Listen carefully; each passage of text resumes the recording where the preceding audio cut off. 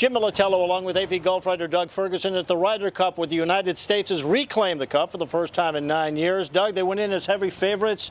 Historical significance of the extent of this upset? I'm not sure it's that big of an upset. I could kind of see this coming, frankly. It's easy to say in hindsight, as we always do, but the 6 rookies on the team I think were a big deal. And I think the message that Paul Azinger got across to him, that you guys weren't on those teams, that's all ancient history. We're playing for the next shot. We're playing for this crowd. And he was more like a football coach all week. Don't get past the first play, the first possession, seize the moment. Don't think about the results. That's the thing that kept coming up. Don't think about the results. And this was as loose as we've ever seen the U.S. team. Not only did the rookies bring a different perspective, they basically carried the team. They were sensational. Well, I mean, half the team was rookies, so it was kind of hard not to. I thought Anthony Kim was terrific. Hunter Mahan, the only guy to play 5 matches and not lose a match during the Ryder Cup, going 2-0-3. I mean, you can go all the way down the list from J.B. Holmes to Boo Weekley. It was a good performance. It was a little bit tight there in the middle, I thought, and the key was probably Hunter getting that half point, and the key was Jim Furyk surging ahead, and then J.B. Holmes really coming to life. So. It was impressive, and it ended a lot earlier than I think Europe wanted it to. Tiger Woods was missing from here, and it didn't seem like it made a difference.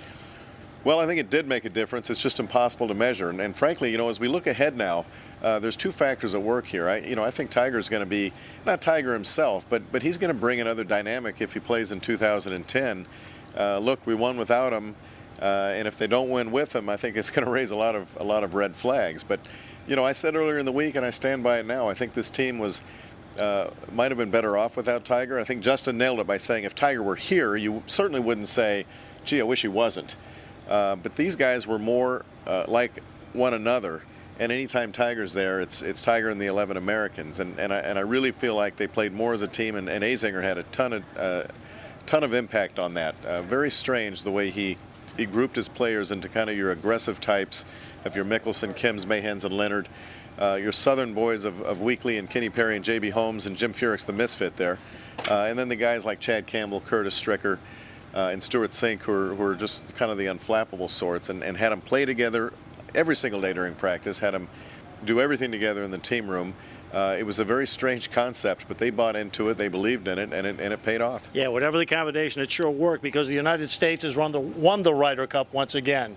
For AP Golf Writer Doug Ferguson, I'm Jim Militello, the Associated Press, Louisville.